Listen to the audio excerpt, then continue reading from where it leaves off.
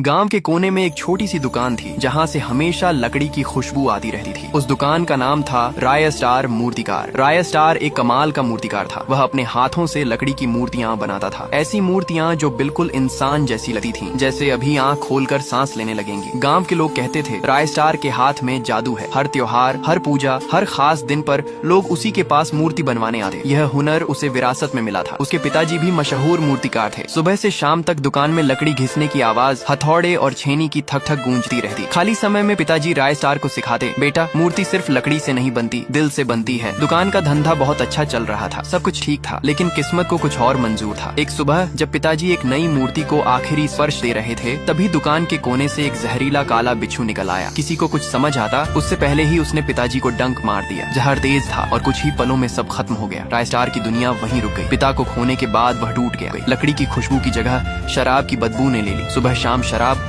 और दिन भर कचरे के ढेर के पास पड़ा रहता। गांव वाले उसे देकर ताना मारते, कितना इज्जतदार आदमी था इसका बाप और ये। लेकिन राय स्टार को कोई फर्क नहीं पड़ता था। उसे बस एक वक्त की शराब और 2 वक्त की नींद चाहिए थी। एक रात शराब पीकर लड़खड़ाते हुए घर लौट रहा था। अचानक उसका सिर घूमने लगा, उल्टियां, आंखों के आगे अंधेरा, और वह सड़क पर गिरकर बेहोश हो गया। लोग गुजरते रहे, किसी ने हाथ तक नहीं लगाया। तभी एक गाड़ी रुकी। जब राय स्टार की आंखें खुली, वह एक साफ बिस्तर पर था। पास में एक खूबसूरत सी लड़की खड़ी थी। मैं रास्ते से गुजर रही थी, तुम्हें सड़क पर पड़ा देखा, इसलिए यहाँ ले आई। उस पल जैसे किसी ने उसके अंधेरे में रोशनी जला दी। उस दिन के बाद सब बदल गया। दोनों साथ रहने लगे। राय स्टार ने शराब छोड़ दी, फिर से लकड़ी उठाई, फिर से अपने हाथों का जादू दिखाया। गांव के एक कोने में उसने नई दुकान खोली और जैसे ही पहली मूर्ति तैयार हुई, लोग फिर से लौट आए। कुछ ही महीनों में उसकी दुकान के बाहर भीड़ लगने लगी। हजारों लोग उसकी कला देखने आते। पैसा बरसने लगा। उसने नया घर लिया, नई गाड़ी खरीदी और आखिरकार उस लड़की से शादी कर ली। वह अक्सर कहता, अगर तुम नहीं होती तो मैं आज भी सड़क पर पड़ा होता। जिंदगी फिर से मुस्कुरा रही थी, लेकिन कहानी अब भी खत्म नहीं हुई थी। एक दिन जब राय स्टार दुकान में मूर्ति बना रहा था, उसकी पत्नी प्यार से नाश्ता लेकर आई। जानू जल्दी खा लो। राय स्टार ने मुस्कुराते हुए खाना खाया। बहुत स्वादिष्ट था। वह शर्माकर वापस जाने लगी। तभी एक अमीर बाप का बेटा तेज गाड़ी चलाते हुए आया और उसे टक्कर मारकर निकल गया। सब कुछ पल भर में खत्म। राय स्टार चीखता रह गया। उसने उसे उठाया, हिलाया, पुकारा, लेकिन इस बार भी किस्मत ने उसे अकेला कर दिया था। हे भगवान, पहले पापा अब मेरी पत्नी, मैंने तेरा क्या बिगाड़ा। उस दिन के बाद घर में सिर्फ सन्नाटा था। राय स्टार चुप रहता, रोता, पूरी तरह टूट चुका था। एक रात उसने सपना देखा। उसके पिता और उसकी पत्नी सामने खड़े थे। दोनों मुस्कुरा रहे थे। फिर अचानक दोनों की आंखों में आंसू आ गए। बेटा हमें इतनी जल्दी भूल गया। और धीरे धीरे दोनों धुंध में गायब हो गए। राय स्टार झटके से जाग गया। आंखों से आंसू बह रहे थे। तभी उसके दिमाग में एक ख्याल आया। अगली सुबह उसने फिर लकड़ी उठाई, दिन रात मेहनत की। हर छेनी के वार के साथ उसका दर्द लकड़ी में उतरता गया। कुछ दिनों बाद 2 मूर्तियां तैयार थीं, एक उसके पिता की और एक उसकी पत्नी की। ऐसी मूर्तियां जो बिल्कुल जिंदा लगती थी।